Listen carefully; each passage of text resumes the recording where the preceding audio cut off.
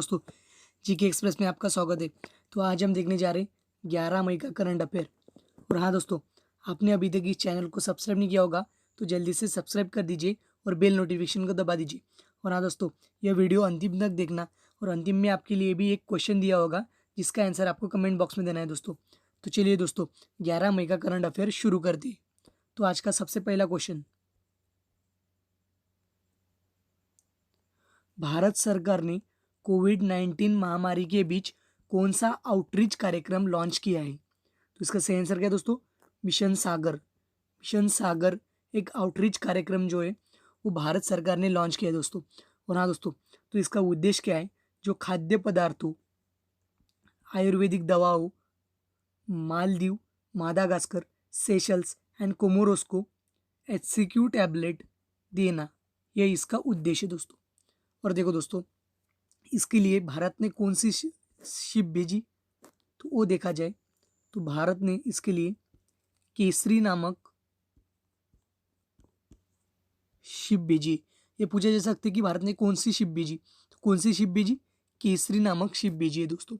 और हाँ दोस्तों, यह जो मिशन सागर है, कौन सा अभी देखा पर मिशन सागर, तो मिशन सागर जो है तो एक सागर विजन के अंतर्गत आता है। किस विजन के अंतर्गत? सागर विजन के अंतर्गत। और ये सागर विजन क्या होता है दोस्तों? Security and growth for all in the region. और देखो दोस्तों, ये सागर विजन कब लॉन्च किया गया था? 2015 में। कब दोस्तों? 2015 में ये सागर विजन लॉन्च किया गया था। और देखो, ये सागर विजन क्या है? एक इंडियन ओशन विजन है।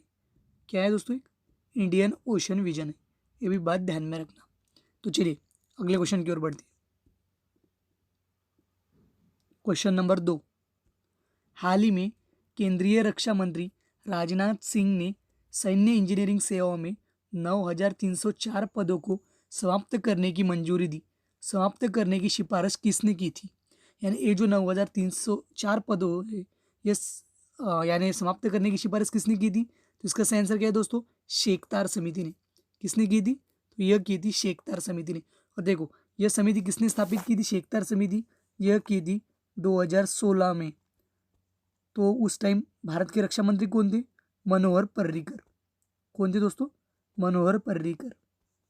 और देखो दोस्तों, ये जो शेखतार समिति थी, इसमें टोटल कितने मेंबर थे? इसमें टोटल देखा जाए तो 11 मेंबर थे। कितने मेंबर थे टोटल? 11 मेंबर थे। और इसने लगभग 99 रिकमेंडेशन की थी दोस्तों, यानी 99 टाइप की सिफारिश की थी दोस्तों। और देखो दोस्तों, अगर यह सिफारिश मान ली जाती थी यानी पूरी, तो टोटल 25,000 करोड़ भारत की बचती थी। कितने बचती थी दोस्तों? 25,000 करोड़ लगभग। और देखो दोस्तों, इस समय यानी ये जो शेखतार समिति चुनी गई थी, तो इसने लगभग 2 इम्पोर्टेंट सिफारिश भी की थी। तो वो 2 सिफारिश कौन सी थी? तो जो आर्मी ऑफिसेज होती है वो लगभग कम करने, यानी वो उन्होंने क्या बोला था, वो जो आर्मी ऑफिसेज थे वो लगभग 200 तक रिड्यूस किए जाए, यह भी सिफारिश की गई थी दोस्तों। और अगली सिफारिश कौन सी की थी?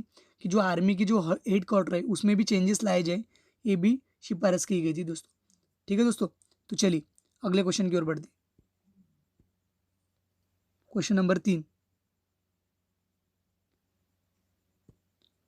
किस राज्य ने कोविड-19 महामारी के प्रभाव का आकलन करने के लिए एक उच्च स्तरीय समिति स्थापित की? तो इसका सही आंसर क्या है दोस्तों?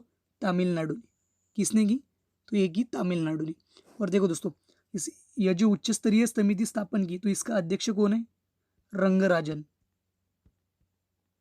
कौन है दोस्तों इसका अध्यक्ष? सी रंगराजन। यह भी बात ध्यान में रखना दोस्तों। और हाँ दोस्तों, अभी तमिलनाडु की बात हुई है तो देख लेते हैं। तो तमिलनाडु का सीएम कौन है? पलानी स्वामी जी। कौन है दोस्तों? पलानी स्वामी जी। और तमिलनाडु की कैपिटल क्या है? चेन्नई। और तमिलनाडु के राज्यपाल कौन है? बनवरी लाल पुरोहित। और देखो दोस्तों, ये सी रंगराजन जो थे, ये इसके पहले आरबीआई में गवर्नर रह चुके हैं दोस्तों। ये भी बात ध्यान में रखना। तो चलिए क्वेश्चन नंबर 4 देखते हैं। हाल ही में सुप्रीम कोर्ट ने किन बैंकों को उधरताओं के साथ सममूल्य पर सरपेसी एक्ट के तहत रखा है? तो इसका सही आंसर क्या है दोस्तों? कोऑपरेटिव बैंकों को। यानी देखो दोस्तों, इसका उद्देश्य क्या है कि जो कोऑपरेटिव बैंक है उनको बूस्ट करने के लिए सरकार ने यानी सुप्रीम कोर्ट ने ये निर्णय लिया है दोस्तों। देखो दोस्तों, सरफेसी एक्ट क्या है दोस्तों?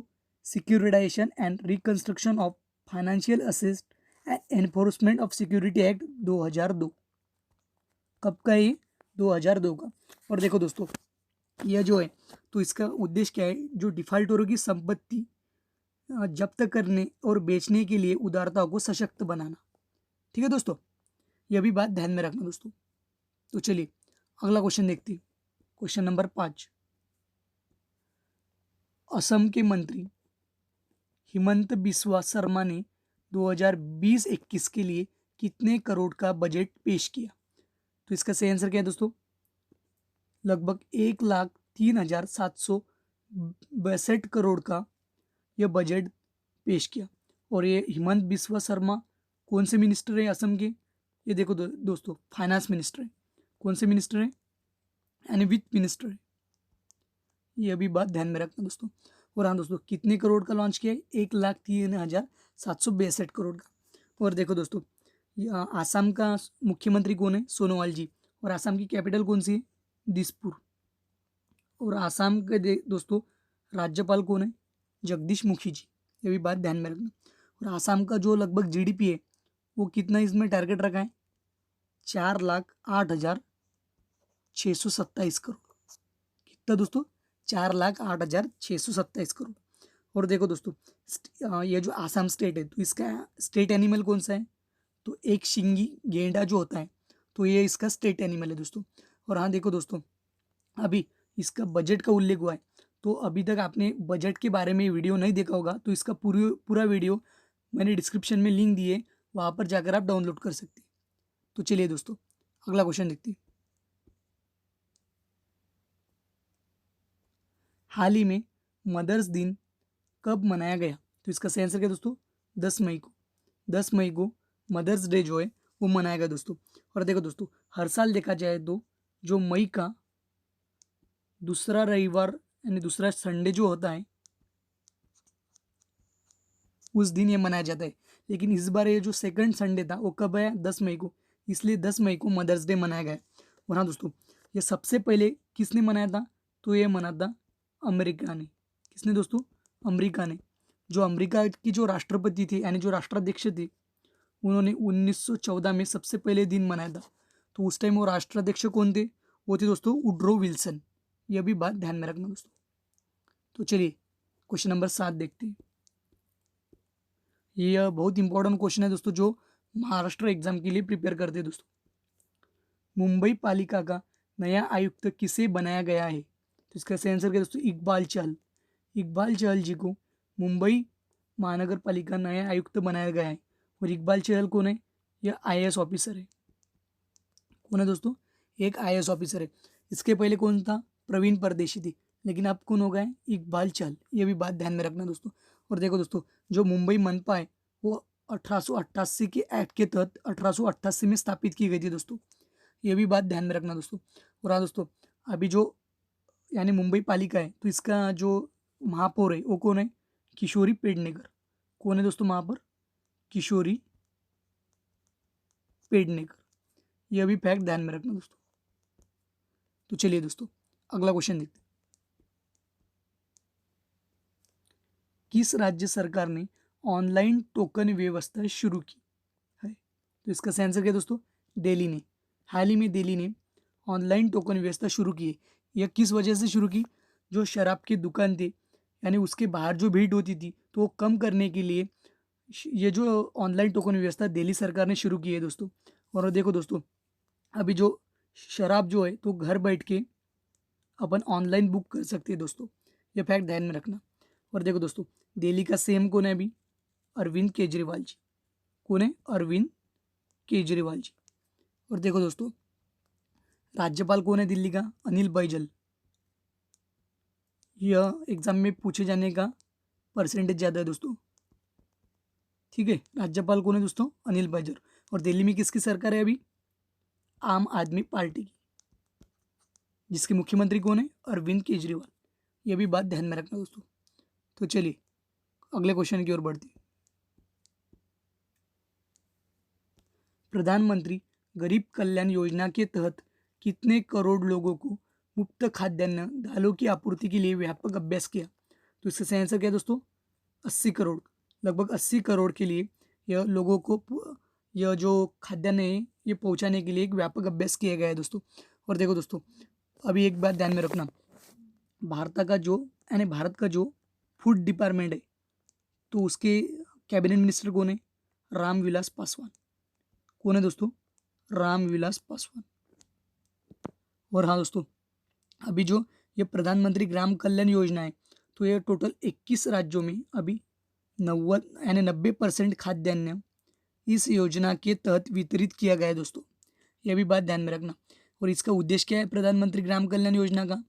जो लॉकडाउन की वजह से जो अगले 3 महीने के बीच खाद्यान्न की वजह से कोई भी गरीब कमजोर परिवार पीड़ित ना रहे, यह इसका उद्देश्य है दोस्तों।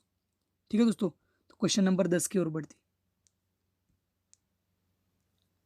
संयुक्त राष्ट्र की डाक एजेंसी ने चेचक के उन्मूलन की कितनी वर्षगांठ पर स्मारक डाक टिकट जारी किया है? तो इसका सही आंसर क्या है दोस्तों?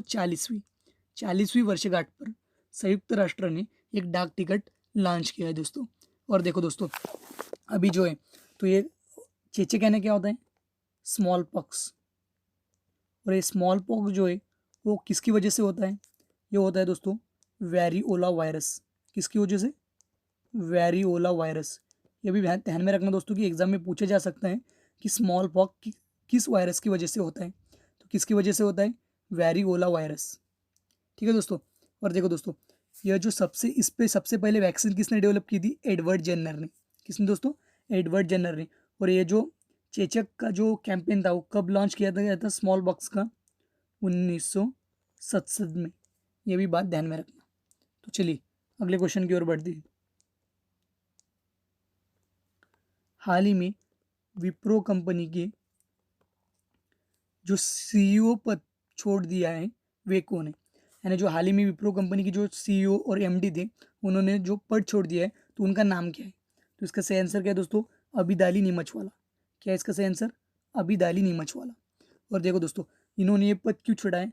उन्होंने बोला है कि मैंने मेरे फैमिली कमिटमेंट की वजह से मैंने ये पद छोड़ा है। तो देखो दोस्तों, और इन्होंने कब से विप्रो के सीईओ और एमडी है? वह देखा जाए तो 2016 से ये विप्रो के सीईओ और एमडी है। और देखो विप्रो क्या है? एक आईटी सेक्टर की कंपनी है जो ग्लोबल इंफॉर्मेशन टेक्नोलॉजी प्रोवाइड करती है दोस्तों। और हाँ दोस्तों, अभी पूरे वर्ल्ड में देखा जाए तो लगभग 1,75,000 इसके एम्प्लॉयज़ है दोस्तों। यह भी बात ध्यान में रखना दोस्तों। ठीक है दोस्तों, तो चलिए आज का आखिरी क्वेश्चन की ओर बढ़ती है, क्वेश्चन नंबर 12 की ओर। सीएसआईआर ने किन दो दवाओं को नैदानिक परीक्षण शुरू किया है? यानी किन दो दवा को नैदानिक परीक्षण शुरू किया है?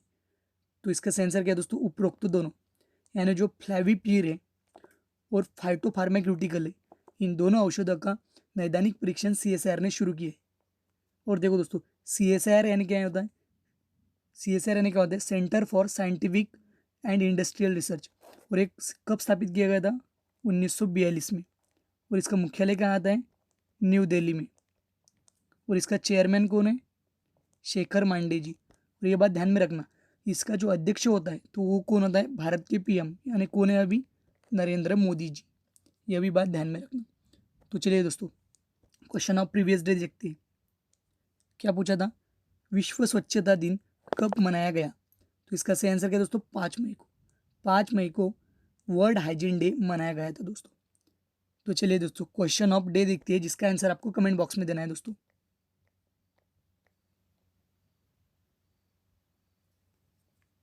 क्या पूछा है? किस मंत्री ने जेम पोर्टल पर द सरस कलेक्शन लॉन्च किया? तो इसका आंसर जो है दोस्तों आपको कमेंट बॉक्स में देना है दोस्तों। और हाँ दोस्तों, आपको ये वीडियो अच्छा लगा होगा तो इसको जल्दी से लाइक कर दीजिए, शेयर कर दीजिए और सब्सक्राइब कर दीजिए। और हाँ, अगर आपको इसकी पीडीएफ चाहिए होगी तो डिस्क्रिप्शन में डाउनलोड लिंक दी है, वहाँ पर जाकर आप डाउनलोड कर सकते हैं। थैंक यू दोस्तों।